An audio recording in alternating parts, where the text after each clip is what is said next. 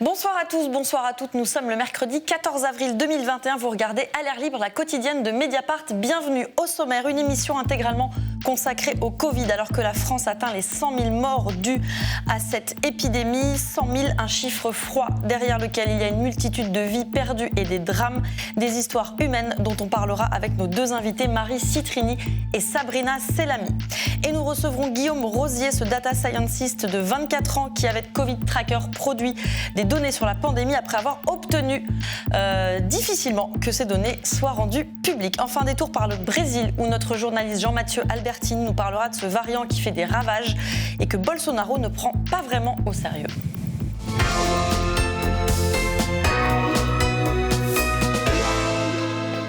Presque étonnamment, les morts sont très absents de cette pandémie.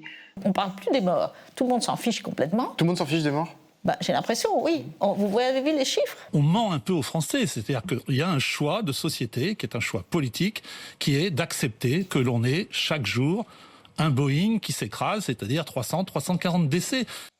Un Boeing qui s'écrase chaque jour, le cri du cœur de Gilles Pialou de l'hôpital Tenon à Paris sur ces morts qui sont réduits à être des chiffres. Pour discuter des humains derrière les chiffres, nos deux invités. Marie Citrini, bonsoir. Bonsoir. Vous êtes membre de la commission centrale de concertation des usagers de l'AP-HP. En gros, vous représentez les patients des hôpitaux de Paris au sein des instances de l'AP-HP. Sabrina Selami, bonsoir. Bonsoir.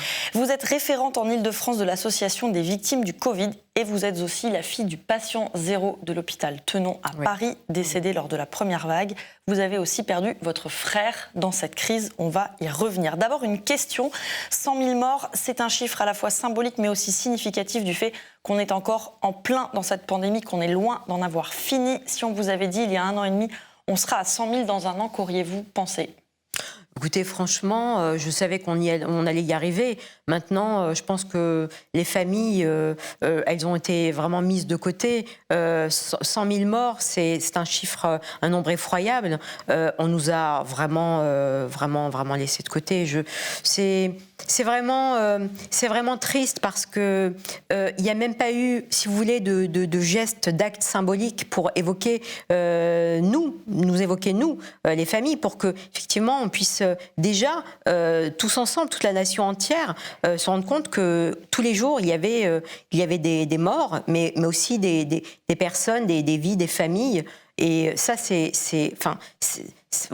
une sorte de conditionnement que je pense que peut-être que l'exécutif, finalement, en mettant de côté les victimes, ça a attisé cette incompréhension. Ça ne parle pas aux gens quand, par exemple, il faut se pencher sur les personnes disparues. Ça ne parle plus aux gens parce que c'était que des chiffres tous les jours, de la morbidité derrière son écran. C'est ça que moi je trouve dommage et terrible. On va revenir à votre cas et à la façon dont vous avez vécu ça et pris ça de plein fouet. Est-ce que vous vous dites que si la pandémie avait été mieux gérée, on n'en aurait pas eu autant des morts ? Vaste question. 100 000 morts, c'est minimum 400 000 Français qui sont dans la douleur. Un père, une mère, un frère, un époux. C'est ça, 100 000 morts. C'est 400 000 personnes qui souffrent. Et c'est aussi des soignants qui souffrent de ne pas pouvoir accompagner correctement d'abord le patient. C'est la première mission qu'on leur demande, de soulager, de soigner. Et la cerise sur le gâteau, de guérir. Avec la Covid, on n'est pas dans cette situation-là. Mais c'est aussi toute la partie d'accompagnement des proches qu'ils ne peuvent plus faire. Et pour le voir et pour l'entendre dans nos réunions où nous sommes des bénévoles associatifs, on les entend vraiment en grand nombre souffrir de la situation. Je ne pense pas qu'on aurait pu faire moins. On aurait pu faire mieux dans l'accompagnement, oui, j'en suis certaine. Parce que ce que décrit Sabrina Selami, c'est-à-dire un manque d'accompagnement des familles, est-ce que c'est quelque chose que vous entendez et qui remonte aussi jusqu'à vous, de la part des patients et des proches ? Oui, c'est quelque chose qui est remonté avec beaucoup plus de force sur la première vague. Sur le premier épisode. parce que je pense que l'état de sidération qui a touché l'hôpital et qui a touché notre société a fait que par mesure de précaution absolue, on a tout fermé, tout confiné et on s'est occupé principalement, comme on a pu, des personnes qui étaient là. C'est beaucoup moins flagrant dans la deuxième période et dans la troisième période, mais ça reste un élément qui est toujours très difficile à mettre en place. Comment on accompagne les familles autrement que par le téléphone? Comment on fait venir des familles auprès des corps des personnes?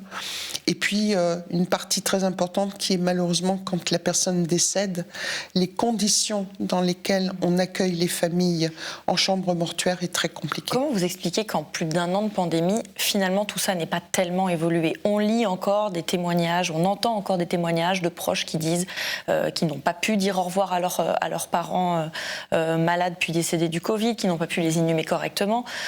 Ça n'a pas tellement évolué, ça, en 1 an et demi? Non, ça n'a pas évolué. La seule chose qui a évolué, c'est le coronavirus. C'est un variant nouveau pour lequel on n'a pas obligatoirement des données scientifiques aussi précises que sur le premier variant. C'est ça qui explique ça n'explique pas l'inhumanité du traitement? Non, le manque d'humanité du ça n'explique pas. Il n'y a rien qui peut expliquer l'inhumanité du traitement. Rien. Il y a des conditions particulières qui font que je ne voudrais pas aujourd'hui faire croire que c'est pris autant à la légère par les soignants. C'est aussi un moment très pénible pour eux à vivre. J'ai plus un regard critique sur nos dirigeants et sur les moyens qui sont mis à la disposition du système de santé pour répondre correctement. Je vois vraiment dans le quotidien la souffrance des soignants qui ne font pas le bon accompagnement. On les a beaucoup entendus sur ce plateau. Sabrina Selami, le corollaire de la souffrance des soignants et du manque de moyens, c'est des patients qui sont peut-être pas pris en charge comme ils le devraient. Votre histoire, elle est difficile à entendre, elle est nécessaire.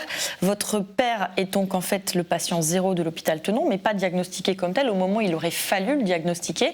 Je résume l'histoire, mais vous allez la raconter vous-même. Il est donc décédé du Covid et votre frère, qui l'a veillé pendant 6 jours sans savoir qu'il était positif au Covid, est ensuite lui-même décédé environ 2 semaines plus tard. Alors en fait, mon père arrive à l'hôpital Tenon, effectivement, le 21 février. Il a de l'eau dans les poumons, il a une double pneumonie, il arrive par les urgences et il ne se passe rien. C'est-à-dire qu'il est pris en charge, on va faire tout un tas d'examens, on pense à ses reins parce qu'il a une insuffisance rénale, mais en fait, on ne cherche pas plus. Et effectivement, au bout de 3-4 jours, on évoque la possibilité d'un échec thérapeutique. C'est-à-dire qu'on ne sait pas où on va. Donc il faut attendre 6 jours pour sans test. Sans test Covid, parce que on ne revenait pas de Chine, on était focalisé sur Wuhan. Le virus est arrivé par les urgences.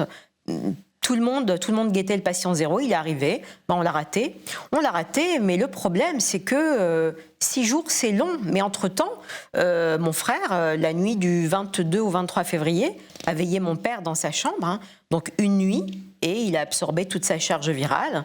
Et ça lui sera fatal, puisque le 8 mars, il entrera à son tour en coma artificiel. Mon père était un patient hyper contaminant, et c'est ça le malheur. C'est que l'impréparation de la crise, elle a fait que on a tout raté, même l'offre de soins. C'est anormal d'arriver à l'hôpital, c'est quand même des savants. On est quand même à l'hôpital Tenon, c'est un grand hôpital. Une double pneumonie et il ne se passe rien. Il ne se passe tellement rien qu'à un moment donné, on me demande à moi d'envoyer une équipe au domicile de mon père pour voir s'il n'y a pas un champignon toxique qui aurait provoqué quelque chose dans son sang. Donc on n'évoque même pas la piste du Covid. Alors qu'on est donc en février 2020, voilà, donc bien après les premières alertes de l'OMS. Et que l'OMS a alerté. Et moi je dis, ce n'est même pas histoire de chef de l'État ou quoi que ce soit, mais même pas du tout. Il y a des gens qui sont à des postes stratégiques qui doivent diffuser l'information, donc qui doivent suivre les recommandations de l'OMS et absolument communiquer pour les hôpitaux par le biais de la Haute Autorité de Santé qui elle-même diffuse aux ARS et pour dire qu'effectivement le virus est sur le sol français et qu'il faut agir de manière urgente. Le cas du patient zéro de l'hôpital Tenon, Marie Citrini, il a été évoqué, j'imagine, dans les instances de la PHP. Oui, bien sûr. Ce raté-là, est-ce qu'il est reconnu ? Reconnu, moi je le reconnais, mais moi je suis bénévole associative. Voilà, vous n'êtes pas la soignante. Voilà. Il y a eu un raté. Il y a eu un raté, oui. Et qu'est-ce qu'ils ont dit là-bas ? Suivi d'autres ratés, malheureusement. Oui. Comprenez dans le sens où, je le dis, le raté d'une impréparation à une telle épidémie. Moi j'ai un souvenir au mois de février... de sourire un peu ironique quand on regardait la situation en Italie. Je suis d'origine italienne, moi je la regardais pas avec le sourire déjà à cette époque-là. Et en France, on la regardait avec le sourire jusqu'aux plus hautes instances, la haute autorité, les agences régionales de santé. Il y avait déjà des signaux qui étaient autrement que la Chine pour nous dire qu'on était mal, très mal. Donc on a péché par arrogance ? Oui, peut-être.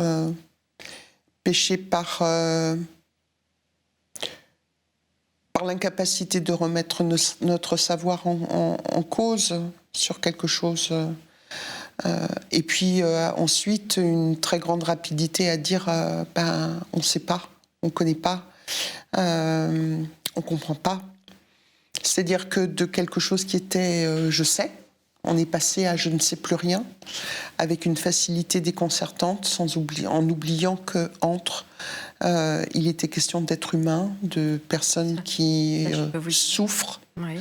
parce que c'est pas anodin la Covid, c'est des phases de souffrance pour les personnes qui la subissent. Non, et puis pardon, on a subi la honte. On a subi la honte. On a été malmenés. On a supplié. Vous savez, à un moment donné, mon père était en échec thérapeutique. Il a été transféré de Tenon à un centre de référence, la Pitié-Salpêtrière, alors qu'il était mourant et alors que ce transfert n'allait servir à rien, sinon à ne pas autoriser les familles à lui donner un dernier adieu. C'est-à-dire que c'est un corps mourant que Tenon à livrer à la Pitié-Salpêtrière. Ça ne devait pas se passer comme ça.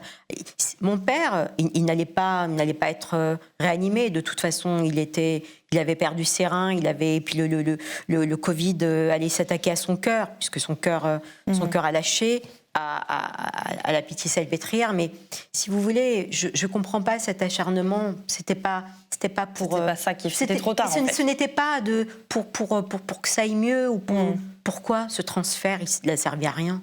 Et le corps de mon père a lâché. Alors Sabrina Selami, vous avez plusieurs fois écrit au président de la République pour demander un hommage. Jusque-là, les réponses que vous avez reçues ont été... On réfléchit.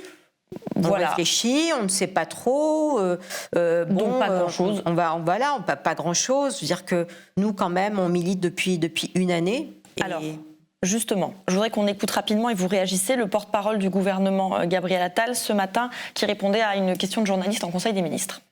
Évidemment qu'il y aura un temps d'hommage, de deuil pour les victimes de la Covid. Le président a déjà eu l'occasion d'en parler dans les conseils des ministres que nous avons tenus. Ce moment viendra. Nous sommes aujourd'hui engagés et toutes nos forces sont jetées dans la bataille contre l'épidémie avec, encore une fois, la stratégie de freinage et le développement de la vaccination. Mais viendra évidemment ce moment de l'hommage et du deuil pour la nation. Évidemment. Est-ce que c'est évident pour vous qu'il y aura cet hommage? Vous y croyez? Est-ce que ce qu'on entend, ça suffit? Écoutez, l'heure n'est plus à la réflexion, mais à l'action. C'est même plus une journée d'hommage national qui suffirait. Maintenant, effectivement, on l'a demandé, on la demande depuis 1 an, mais ce n'est plus suffisant. Il faut aussi... c'est nécessaire pour nous réparer. On est des êtres tourmentés. On ne sait pas qui on a enterré. Enfin, pendant la première vague, je ne vais pas revenir là-dessus. Tout le monde le sait. Mais il faut effectivement restaurer la dignité des personnes. Il faut que les gens sachent que les protocoles qui se sont abattus sur les familles nous ont broyé. Notre psychisme est altéré. C'est une réalité. il faut aussi évoquer l'impréparation de la crise. On a essuyé les plâtres, c'est beaucoup trop. Mais il faut aussi maintenant un accompagnement psychologique. Il faut sortir un fonds d'aide, d'urgence pour les familles qui ne peuvent pas se soigner. Enfin, une psychothérapie, ça coûte de l'argent. Les gens n'ont pas suffisamment. Il y a des veuves, il y a des orphelins. Il faut peut-être aussi créer un statut de pupille de la nation pour les enfants de soignants, les enfants Il faut maintenant agir. Une année, c'est beaucoup pour la réflexion. Vous allez être reçu le 24 mai à Matignon. Oui. C'est bien ça, par un conseiller de Jean Castex. Un conseiller technique, effectivement. Vous en attendez quelque chose du Covid. Écoutez, ce serait bien qu'ils nous mettent dans la confidence, qu'ils nous disent ce qu'il va se passer concrètement. Ce serait vraiment... Vous pourrez lui faire entendre votre voix. J'espère.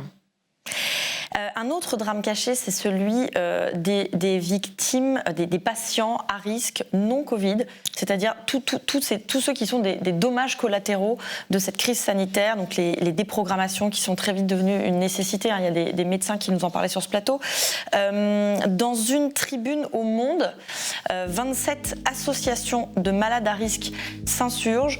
Nous sommes clairement absents des préoccupations politico-sanitaires des dirigeants. Nous sommes à peine des statistiques. Nos morts sont devenus acceptables. Ils dénoncent des retards, des déprogrammations, des annulations et des pertes de chance. Nous n'acceptons pas que nos vies soient délibérément sacrifiées. À l'origine de cette tribune, Ivani Caillé, présidente de Rénalou, une association de patients malades du rein. Pour elle, les malades à risque ne sont pas pris en compte dignement. On est menacé par le virus très directement, qui est mortel pour nous. Et puis on est menacé par la dégradation du système de soins entraînée par le virus, mais pour la prise en charge de nos propres maladies, qui sont aussi des maladies graves, et qui nécessitent un suivi, des traitements, des interventions, qui sont très fortement dégradées à cause de l'épidémie. Je peux vous donner l'exemple de la pathologie de mon association, qui est l'insuffisance rénale. Il y a 2 traitements lorsque les reins ne fonctionnent plus, c'est la dialyse et la greffe. La mortalité des patients dialysés et greffés atteints du Covid, elle se situe entre 15 et 20%. C'est-à-dire que si on l'attrape, on a pratiquement une chance sur 5 de ne pas y survivre. Et puis on a aussi des risques très importants d'aller à l'hôpital en réanimation, d'avoir des séquelles. Un deuxième chiffre, toujours dans le domaine de l'insuffisance rénale, c'est les greffes de reins qui ont beaucoup souffert ces derniers mois, depuis le début de la crise, en raison de l'épidémie. Sur l'année 2020, on sait qu'il y a plus d'1 millier de greffes rénales qui n'ont pas été faites par rapport à l'année précédente. Donc ça veut dire qu'il y a plus d'1 millier de patients en dialyse, en attente, qui n'ont pas été transplantés. On entend que finalement, les gens qui meurent, ils avaient des espérances de vie limitées de toute manière. Enfin, on est vraiment dans une forme d'acceptation qui, pour nous, est extrêmement choquante dans un monde civilisé. Un monde civilisé ne sacrifie pas ses fragiles. Marie Citrini, l'association dont vous êtes membre, je crois, la Ligue contre l'obésité, est signataire de cette pétition. Est-ce que là encore, il y a un angle mort dans la gestion de cette pandémie, qu'est le soin à apporter aux autres malades ? Il y a un angle mort. Il y a un angle mort certain. Tout comme le disait Ivani, quelque chose qui a été extrêmement violent et pour lequel il n'y avait même pas de question pour la première vague. Aujourd'hui, il y a des efforts qui sont faits établissement par établissement, dans la mesure de leurs possibilités, mais qui sont totalement minimes comparativement aux pertes de chance. C'est-à-dire qu'on perd des reins à greffer, on ne diagnostique pas autant de cancers, on arrête des immunothérapies. Enfin, c'est quand même... on essaye. Alors, je vais vraiment parler là plus de ce que je sais et de ce que je connais.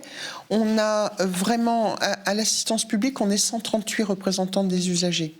On a, dès le début, la fin de la première vague, apporter ces témoignages-là en disant il faut absolument qu'on soit extrêmement prudent et qu'on puisse remettre très très vite les programmations de ça. On a essayé de sanctuariser au mieux et vraiment les médecins ont fait le maximum pour sanctuariser tout ce qui était cancéro, la pédiatrie par exemple. Dans la première vague, on va arrêter. Mais il y a eu des cas de traitement préventif contre les rechutes de cancer qui n'ont pas été... C'est vrai. Plus dans la première vague que là maintenant. Mais effectivement, on a essayé. Ça ne veut pas dire que ce que fait la paix, c'est partout sur le territoire, malheureusement. Mais On peut reconnaître ça, c'est qu'au jour d'aujourd'hui, on a essayé de sanctuariser un maximum les choses. Et c'est pas suffisant. Et c'est pas suffisant. Il y a de nombreuses plaintes devant la Cour de justice de la République contre l'ancien Premier ministre Édouard Philippe, les ministres de la Santé Agnès Buzyn, Olivier Véran. Est-ce qu'ils devront un jour répondre de leurs actions pendant cette pandémie, selon vous? Oui ou non? Oui. Ils devront répondre de leurs actions. Ce n'est pas obligatoirement la personne qui est visée que la fonction. C'est la fonction. Mais ils devront répondre des décisions qu'ils ont prises, tout comme cette journée nationale de mémoire devra être importante et s'inscrire. Mais il y aura aussi un retour et dans la durée, sur tous ceux qui n'ont pas eu la Covid et dont le retard, la perte de chance va s'inscrire dans les mois à venir. Et vous, Sabrina Selami, vous attaquez l'État au tribunal administratif pour défaillance. Ah oui, défaillance. Écoutez, oui, je ne peux pas faire autrement. C'est trop de souffrance.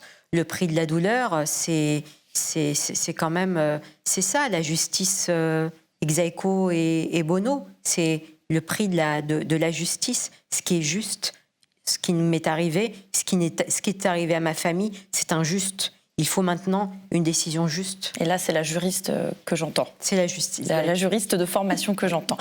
Merci à toutes les deux. Signalons aussi dans Mediapart cette édition participative dans le club de Mediapart. Faire son deuil en temps de pandémie. Une édition qui rassemble les hommages et les récits de deuil contrariés à l'heure du Covid. Par exemple, ce très bel hommage sobrement titré 95 000 et toi, hommage d'un fils à son père. La maladie, 3 semaines à l'hôpital, dont 2 tout seul, et puis le vide laissé que rien ne vient combler. Autre témoignage, autre perte d'un père, pas directement du Covid cette fois-ci, mais un deuil que la maladie rend, comme le dit le texte, 10, 100, 1000 fois plus difficile. Voilà, tout ça, vous pouvez le lire dans le club de Mediapart. C'est en accès libre et cela permet de se souvenir qu'en effet, chaque jour, un Boeing s'écrase en France. Ce soir sur Mediapart, vous pourrez aussi lire notre édition spéciale sur ce cap qu'on aurait aimé ne jamais franchir. Merci à toutes les deux, Marie Citrini et Sabrina Selami, d'être passées sur ce plateau. J'accueille maintenant quelqu'un pour qui les chiffres et les données sont importantes parce qu'elles nous aident à comprendre ce qui se passe.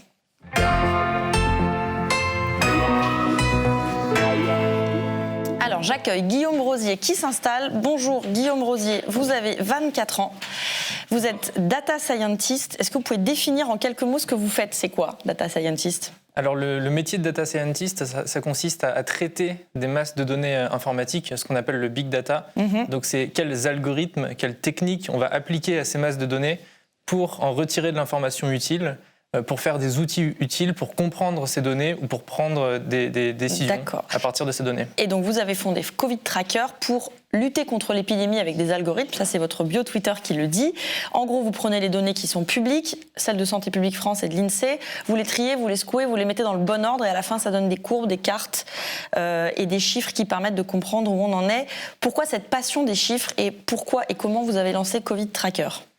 Alors, je vais répondre d'abord à la deuxième question. Pourquoi est-ce que j'ai lancé Covid Tracker ? Ça s'est fait vraiment de manière très naturelle, très progressive. C'est-à-dire qu'à aucun moment, je me suis dit, je vais lancer Covid Tracker, et puis un an après, il va y avoir des millions de Français qui vont le consulter. Ça s'est fait très naturellement, et j'ai commencé, d'ailleurs ça a été évoqué dans le débat précédent, fin février, début mars, en France, il y avait une ambiance assez décontractée par rapport à l'Italie notamment. On ne se rendait pas compte que l'épidémie était grave et à ce moment-là, moi j'ai décidé d'essayer de comprendre où on en était dans l'épidémie en France par rapport à l'Italie. Et donc j'ai commencé à faire un graphique du nombre de cas et je me suis rendu compte qu'on avait une croissance qui était vraiment explosive, qui était exponentielle en France. Et donc c'est ça qui m'a fait comprendre la gravité de la situation en France. Et qui n'avait pas lieu d'être détendu. Exactement. Le chiffre du moment, hélas, c'est 100 000 pour 100 000 morts. Ce cap, semble-t-il, en fait, a déjà été franchi. Notre bilan serait sous-évalué, nous expliquent les chercheurs de l'INSERM. Est-ce que c'est vrai ? Oui, tout à fait. Alors, ce chiffre de 100 000 personnes décédées liées à la Covid, qui est fourni par Santé publique France, prend en compte les décès hospitaliers, donc à l'hôpital, en soins continus ou en réanimation, en soins critiques, et aussi les décès en EHPAD ou en résidence pour personnes âgées. Mais ça ne prend pas en compte les décès, par exemple, à domicile pour la Covid. Et donc, d'après l'INSERM, le nombre réel de personnes décédées de la Covid serait supérieur il serait supérieur d'environ 10 à 15%. Donc on serait plutôt autour de 110 000, 115 000 personnes décédées de la Covid, en prenant en compte l'ensemble des décès. Parce que l'INSERM prend en compte les certificats de décès. Donc c'est plus long pour compiler les chiffres, mais c'est plus fidèle à la réalité. Oui, exactement. Voilà. Il faut plusieurs mois, le temps que tous les certificats remontent et soient traités par l'INSERM pour pouvoir catégoriser les décès comme Covid. Mais donc on est probablement 10 à 15% au-dessus du bilan. Alors vous avez dit Covid Tracker n'est pas là pour commenter les mesures prises par l'exécutif, mais pour avertir quand le raisonnement du Premier ministre n'est pas scientifiquement tenable. Du Premier ministre ou des autres ministres, à la limite. Donc on va prendre ensemble 2 exemples et vous allez me dire si c'est scientifiquement tenable ou pas. Premier exemple sur le confinement des Alpes-Maritimes. Le 10 mars, en conférence de presse du Conseil des ministres, le porte-parole du gouvernement, Gabriel Attal, a dit ceci. Qu'est-ce qu'on peut dire aujourd'hui sur la situation des Alpes-Maritimes ? D'abord que ces mesures, puisqu'il y en avait d'autres autour, produisent des effets. Le taux d'incidence a baissé, je crois, de l'ordre de 22% en une semaine dans les Alpes-Maritimes. Alors, spoiler, c'est pas tout à fait vrai.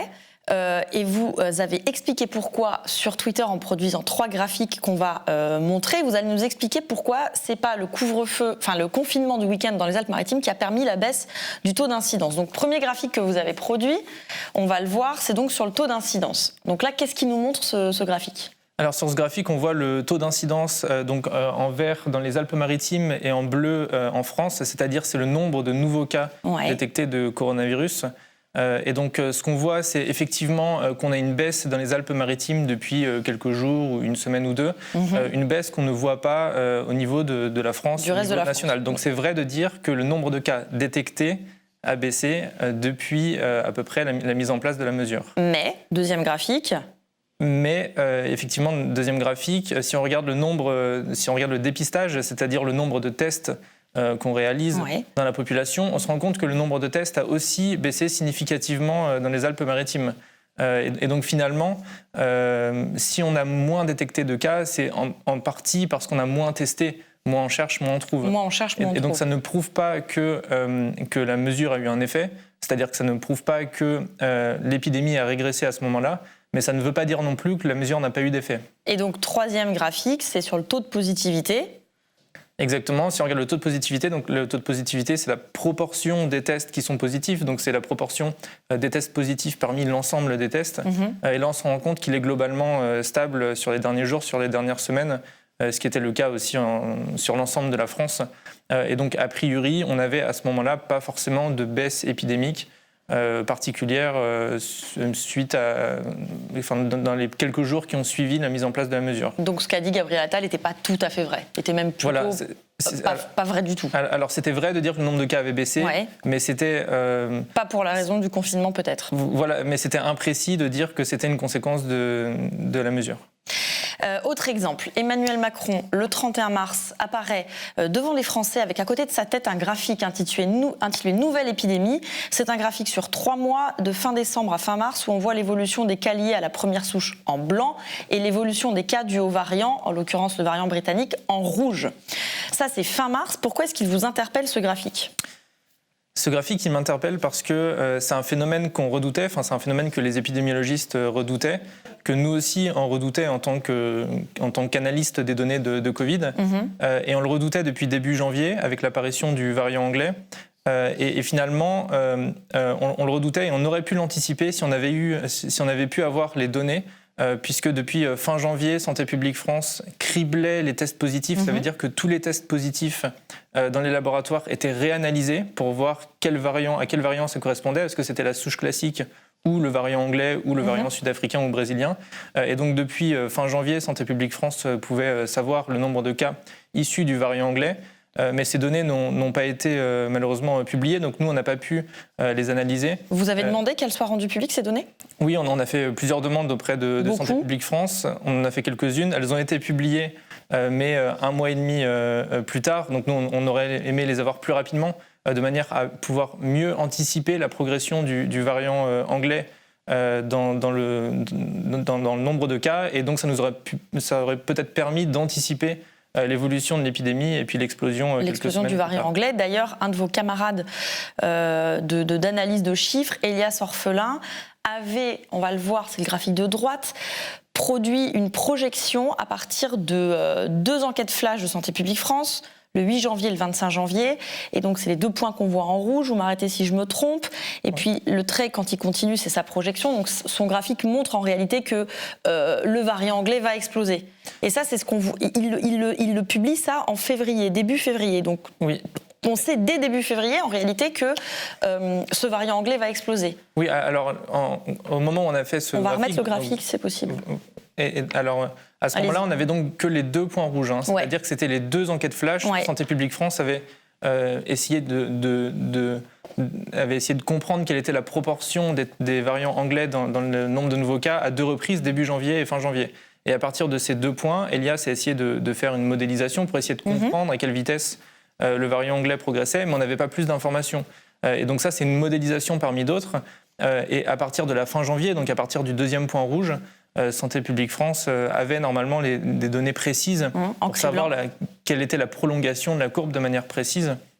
Et donc ça aurait pu nous permettre de comprendre l'évolution de la courbe. Et en quelque sorte, ça aurait pu permettre d'avoir une anticipation du graphique qui a été publié par Emmanuel Macron. Vous êtes un fervent militant de la publication des données, anonymisées bien sûr. Vous dites que c'est une arme contre le complotisme. Est-ce que vous pensez que le gouvernement a compris ça ? Parce qu'au départ, donc, le gouvernement... ne publiez pas ces chiffres. Ensuite, ils vous ont donné les chiffres qu'à vous. Puis quand vous avez compris qu'ils les donnaient qu'à vous, vous avez dit stop, faut les rendre publics et après, on travaillera dessus. Là, on vient de voir que Santé publique France ne rendait pas publics les résultats de ces séquençages, de ces criblages de tests. Est-ce que vous pensez que le gouvernement, ça y est, il a compris qu'il fallait la transparence ? En tout cas, j'espère. En tout cas, moi, je milite pour ça. Je pense que l'open data, c'est donc l'open data, la publication des données officielles de façon massive, est vraiment très importante puisque ça nous permet de comprendre, d'anticiper. Je tiens à rappeler quand même que Santé publique France et différentes administrations ont publié de manière volontaire dès le printemps 2020 des données quand même en open data, il faut le rappeler, les données sanitaires comme le nombre de personnes hospitalisées, les décès, etc. ont été publiés dès mars 2020, puis les données de dépistage en mai 2020, donc il y a environ 1 an. Maintenant, c'était plus difficile d'obtenir d'autres ressources, d'autres jeux de données, comme par exemple sur la vaccination, où on a dû faire un certain nombre de demandes pendant plusieurs semaines pour les obtenir, ou sur les variants, comme on vient de le dire. Là aussi, on a dû faire un certain nombre de demandes de manière à avoir accès à ces données. Donc on aimerait qu'elles soient publiées de façon spontanée systématique. Et systématique plus rapidement. Ça nous permettrait vraiment de mieux comprendre les phénomènes, ça nous permettrait aussi d'avoir plus confiance dans les décisions publiques qui sont prises, puisque on aurait une plus grande transparence et donc on comprendrait mieux ces décisions. Alors enfin, on nous explique qu'on est dans la 3e vague et selon vous, on n'y est pas. Pourquoi ? Tout simplement parce qu'au niveau sanitaire, si on fait une description, on est toujours dans la 2e vague. Ouais. Alors on va le comprendre avec 2 graphiques que vous nous avez envoyés. Donc le premier, ce sont les décès à l'hôpital. Expliquez-nous pourquoi ça, là, avec tous ces petits points, ça prouve qu'en fait on est encore dans la 2e vague.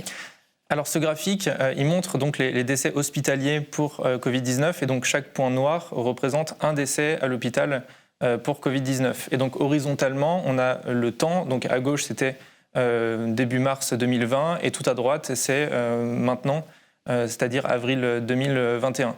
Et donc on se rend compte qu'on voit très bien la première vague, à gauche on a beaucoup de noirs, ça c'était la première vague 2020 avec malheureusement beaucoup de décès hospitaliers. Puis après à l'été on a eu beaucoup moins de décès hospitaliers, c'est pour ça qu'on a une zone blanche au milieu, légèrement à gauche du graphique. Donc la vague s'arrête. Exactement. Et puis après, à partir de la fin du mois d'octobre, du début du mois de novembre, on a de nouveau beaucoup de points noirs.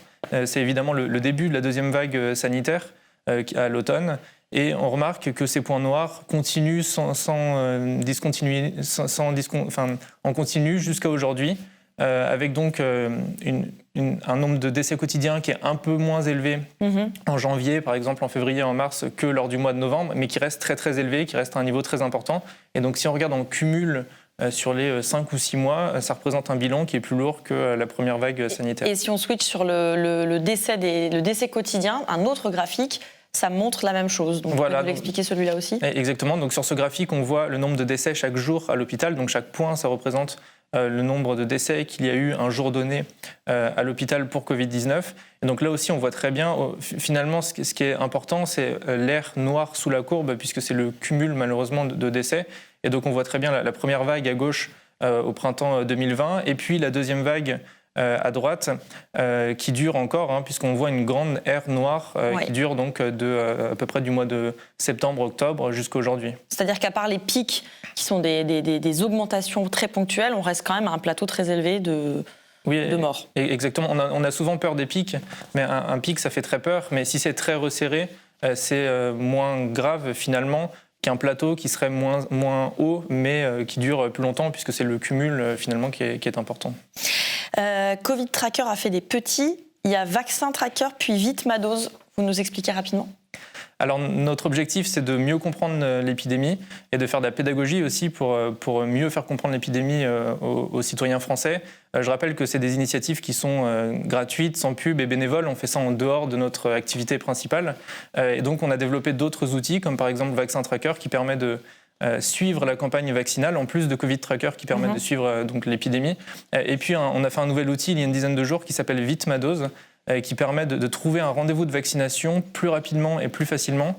Et donc en fait, donc pour les personnes éligibles, on centralise tous les rendez-vous qui peuvent être pris de vaccination auprès des plateformes de réservation comme Doctolib, Maya, Keldoc et puis les autres. Et donc on a développé des algorithmes qui vont scanner ces différentes plateformes pour détecter les rendez-vous qui sont disponibles et les proposer à l'utilisateur. Donc c'est très simple, on choisit son département et on a immédiatement les rendez-vous disponibles. Merci Guillaume Rosier d'être passé par le plateau d'Alerte Libre. On continue cette discussion sur le Covid au Brésil où le variant P1 fait des ravages.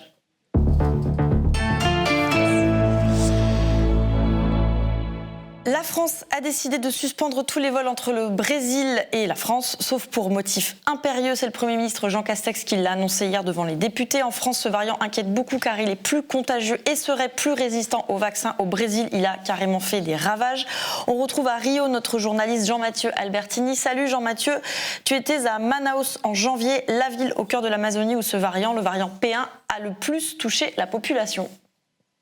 Oui, à l'époque, on connaissait encore très peu de choses sur ce variant, appelé variant P1, variant brésilien ou variant de Manaus, la ville où il est apparu, probablement en novembre 2020. Un mois plus tard, les contaminations grimpaient en flèche et à la mi-janvier, le variant était déjà prédominant dans la région. Le système de santé, très précaire là-bas, s'est alors rapidement effondré et ce scénario se répète maintenant aux 4 coins du pays, y compris dans des régions où le système de santé est beaucoup mieux structuré qu'à Manaus. Même si les informations sont encore assez éparses, on commence à en savoir plus sur ce variant. En gros, les chercheurs estiment qu'il peut être entre 1,5 et 2,5 fois plus transmissible que les premières formes du coronavirus. Il est aussi plus résistant aux anticorps et très inquiétant, 25 à 61% des individus déjà contaminés peuvent être réinfectés. Et on a vu, Jean-Mathieu, qu'une majorité des patients en soins intensifs au Brésil ont désormais moins de 40 ans. Est-ce que ça veut dire que ce variant est plus dangereux ou plus agressif ? Ce qu'on sait avec certitude, c'est que la charge virale de ce variant est jusqu'à 10 fois plus importante. Ça veut dire que le risque de transmission est bien plus élevé, mais pas forcément que les symptômes vont être plus graves. Si on écoute les chercheurs, c'est très probable, mais pour le moment, cette corrélation n'a pas été prouvée scientifiquement et il n'est pas impossible que les jeunes soient plus infectés car ils s'exposent plus, par exemple. En tout cas, ce qui remonte du terrain, c'est qu'il y a effectivement un changement dans le profil des personnes internées. De plus en plus de patients ont besoin de ventilation mécanique pendant plus longtemps et les jeunes meurent aussi beaucoup, même ceux qui n'ont aucune comorbidité. Là encore, les données sont imprécises, mais de plus en plus de femmes enceintes se retrouvent en situation critique, entraînant de nombreuses naissances prématurées. Est-ce qu'on peut dire que ce variant est responsable du chaos actuel au Brésil ? Oui et non. Oui, parce que c'est clairement le variant dominant au Brésil en ce moment, selon une étude récente dans des États très peuplés comme à Rio de Janeiro et São Paulo. Il représente plus de 80% des contaminations contre 0% il y a 3 mois. Mais non, parce que de nombreux épidémiologistes assurent que le problème vient avant tout d'une gestion absurde de la pandémie par les autorités et du coup d'une faible adhésion de la population aux mesures de distanciation sociale. Au-delà des très nombreuses soirées clandestines, beaucoup de Brésiliens sont obligés de sortir travailler pour avoir de quoi manger. Il faut savoir que le gouvernement fédéral a supprimé une aide d'urgence qu'il a ensuite réintroduite, non sans l'avoir fortement réduite. Les errements du président Bolsonaro qui a critiqué les vaccins et refusé des propositions de livraison de doses ont aussi fait prendre du retard à la campagne de vaccination qui avance beaucoup trop lentement. Et puis surtout, Jair Bolsonaro continue de défendre des médicaments inefficaces et martèle sa volonté de ne pas confiner, comme la semaine dernière dans la ville de Chapecó. Ou atender, como alguns querem que da minha parte, que eu posso fazer lockdown nacional. Não vai ter lockdown nacional. La priorité du moment pour Bolsonaro, ce n'est pas de gérer la situation sanitaire, mais plutôt de tenter de tuer dans l'œuf une commission d'enquête parlementaire qui doit investiguer sa gestion catastrophique de la pandémie. Et à cause de cette politique sanitaire désastreuse, le Brésil est devenu une menace pour le monde entier. Oui, plus on laisse le virus circuler, plus il y a de chances qu'une mutation apparaisse. On compte déjà 100 variants recensés au Brésil. Alors tous ne sont pas dangereux ou plus résistants, mais c'est une menace hors de contrôle, comme l'explique le professeur Miguel Nicolelis lors d'un interview à CNN ce lundi. We are getting a variant a week down here. And some of them are pretty scary because, for instance, 2 weeks ago, we heard about a variant in the state of São Paulo that is very similar to the South African variant, which, as you know, does not respond to the Oxford AstraZeneca vaccine, for instance. So it is a very concerning situation, not only to Brazilians, for the entire world. And oui, d'autant que le pays pratique très peu le séquençage du virus, un processus indispensable pour repérer les variants et tenter de les isoler avant qu'ils ne se répandent. Ce n'est pas un hasard si c'est le Japon qui a signalé l'apparition du variant P1 aux autorités brésiliennes début janvier, alors que le variant circulait déjà massivement à Manaus. Des efforts sont faits du côté brésilien, avec notamment une nouvelle méthode innovante pour séquencer moins cher, mais le retard est immense. Le P1 est déjà présent dans au moins 15 nations du continent américain et tout peut aller très vite, sans que l'on sache exactement mesurer l'influence du variant P1. La situation dans le petit voisin du Brésil, l'Uruguay, très épargné jusqu'alors, est assez terrifiante. Depuis début avril, il y a plus de morts liées à la Covid que durant toute l'année dernière. Merci Jean-Mathieu Albertini. Bonne journée à Rio et à très bientôt dans À l'air libre. À l'air libre, c'est fini pour ce soir. On se retrouve demain, même heure, même endroit. Salut, bonne soirée.